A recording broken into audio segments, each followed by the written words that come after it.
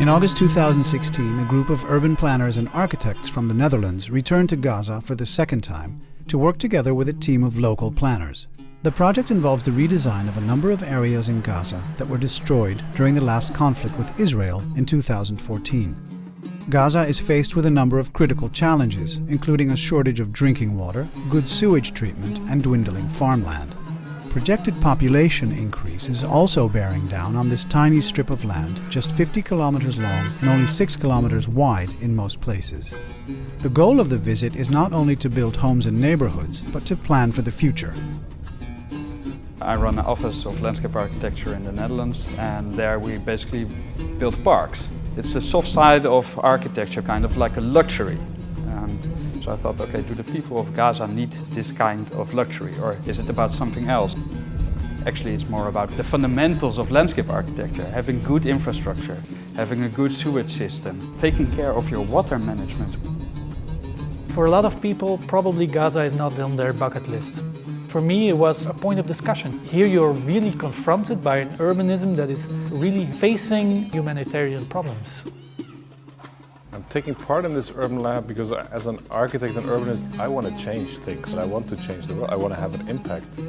I believe that as Dutch planners, we think of ourselves as being quite innovative. That is, of course, in a Western context. This is a very different context. Normally, if you think about urban development, you have expansion or you have sprawl, or you think about how to create new, larger infrastructure elements. Here that is not possible, because we are talking about a strip with a wall around it.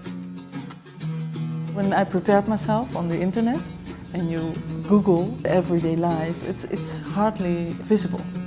And I think this lab can also bring something like that. On city level, there are already also good things happening, and also how can we improve this?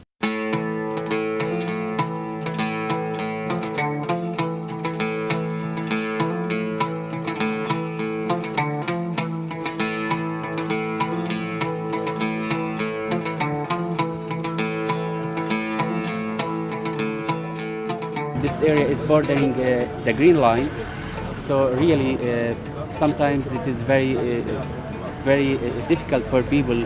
And my experience working in conflict areas is that mayors and local authorities have to run their cities and their villages on a day-to-day basis. So a war or no war, people ask them, where is the school going to be and where are our houses?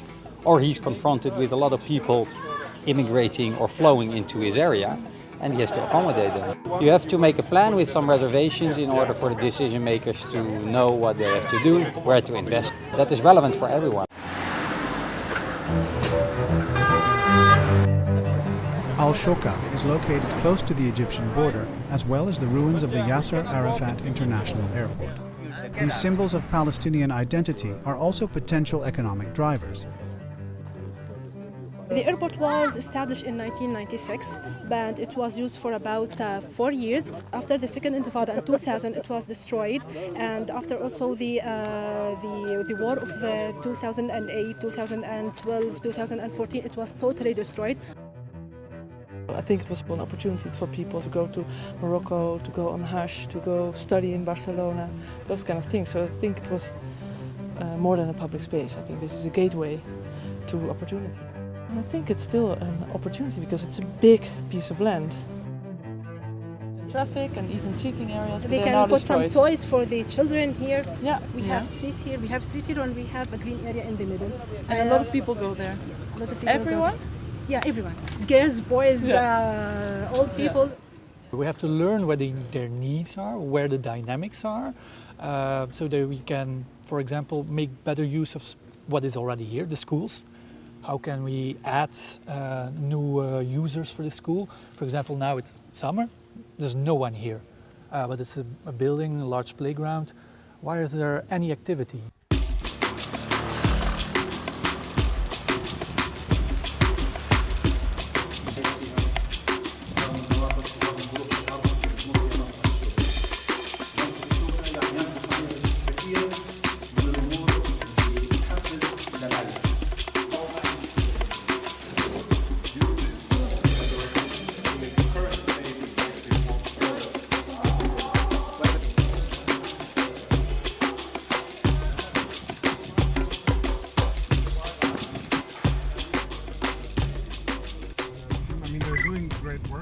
it's a bit too easy, which might be that the whole process in general is very difficult. So to get anything done is very difficult.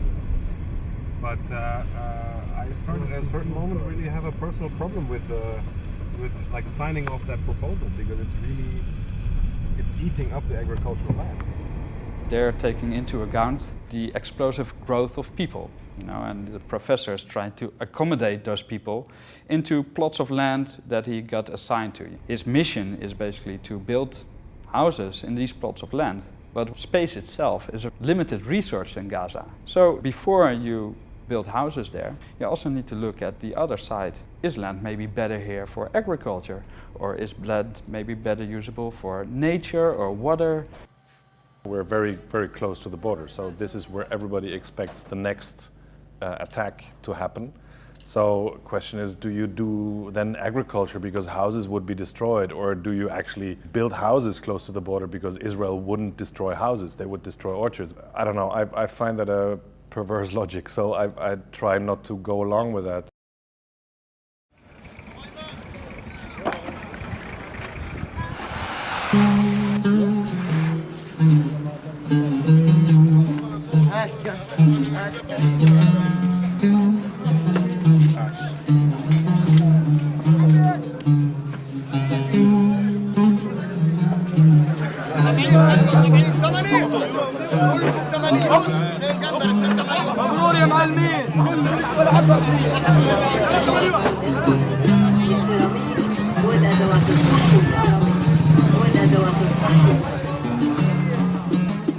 Only a few kilometers from Gaza city, Wadi Gaza could be home to a significant portion of the Strip's increasing population. Development is complicated by the proximity to Israel and the need to preserve the natural function of the wadi as a green area and provider of fresh water. The first thing I'm going to do when we get back, I'm going to ask Mohammed for the topographical map plus the elevation map. Yeah. And if we have combined those two, we can really easily point out what are smart places to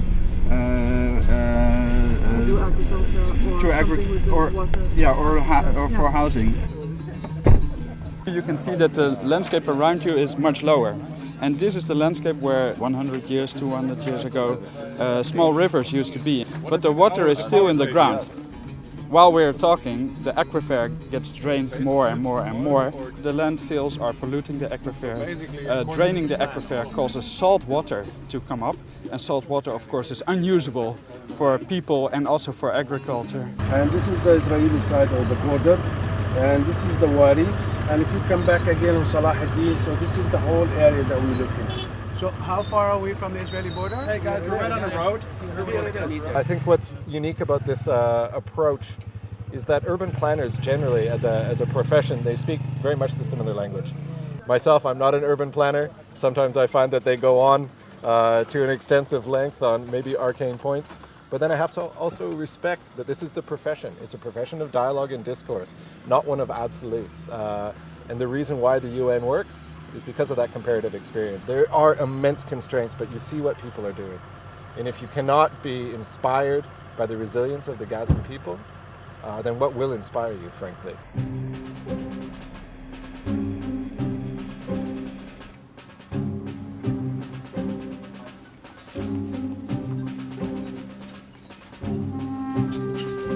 Gaza Valley is the main natural element for the whole Gaza Strip, and as you can see, really it is dry, and it is used as a dump area. There is a lot of garbage, so really we need to revitalize and revive this natural element. What is going on in the different countries. Reconstruction is occurring within Gaza, and people are getting back to their lives despite the immense destruction caused by the last conflict. For this project now, though, the important issue is to ensure that it's not just houses, but it's also roads, it's also the sewerage, it's also the water connections, it's the public space, so that they don't just have homes, but they also have a place to live and a community at large.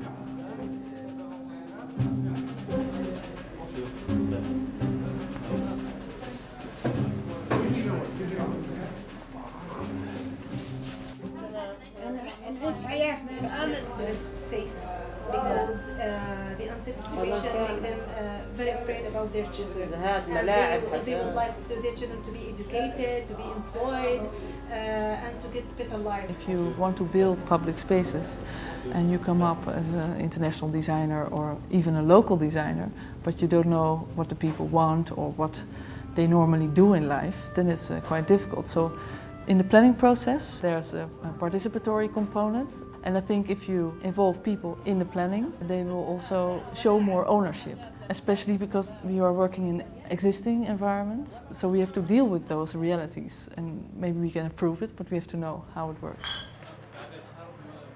Very surprising to see how much energy they still have after the war of 2014. Their farmland is being destroyed and they're not being compensated, so they do not return to farming. On one hand they want to farm, on the other hand they would like to have people coming here and live here because they have the feeling that living with more people together, well, psychologically it gives you a safer feeling. 80 to 90% of the people are unemployed. They were employed in the agricultural sector. We have to be very careful to consider what are we trying to solve with the plans that we make. And at the same time still keep thinking on that bigger picture and how can we expect this territory to develop under this complete difficult circumstances. I think we need to sort our thoughts a little bit. So we need to somehow see what is a possible strategy to do something meaningful in this context. And maybe people working on the master plan cannot resolve this problem this year, but it can become something tactical and on a different level to discuss. That's what we're going to do now, put some extra ideas on the table and broaden the discussion.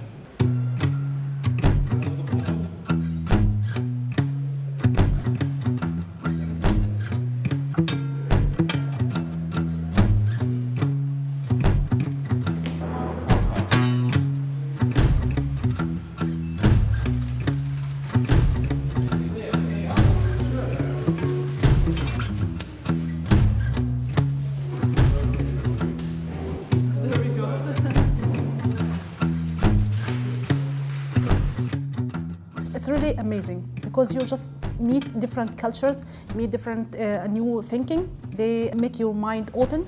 Taking the 17,000 into consideration, you need for the next 20 years, you need 33% of the current surface. Back in the days in the Netherlands, we used to canalize larger rivers into small canals. And this caused all kinds of problems. These natural systems like a wadi, they need their space. There are other elements. For example, if we change zoning, then we increase profit from all landowners. Half of the profit goes to the owner, half of the profit goes to the government. It will be helpful for us. They're just giving you ideas. So we are going to change some of the master plans which we have done. They also discuss something which in the regional level. In our project, it's not. It will not help us, but I think in higher level it will be helpful. Yeah. Just to have this kind of dialogue with other partners from international atmosphere, really this bring good ideas, enrich the local thinking. You look at certain issues with different eyes. Some people may think that the international team came here for Gaza because Gaza is a special case, but I think this kind of cooperation is needed everywhere in the world. Really, it was very, very interesting experience for me personally and for my colleagues and even for our distinguished guests from the international team. Thinking on the urbanization happening in Gaza, it requires the attention of many stakeholders here because it is such an exceptional case. So I think it is important to think about preserving and improving quality. Quality for people that is free. I'm not talking about shopping malls, I'm talking about real quality that is free for people to meet and to interact and to enjoy what is there to enjoy in life. That requires precision and also dedication, and I have the feeling we can win a lot by doing this project with the Urban Labs.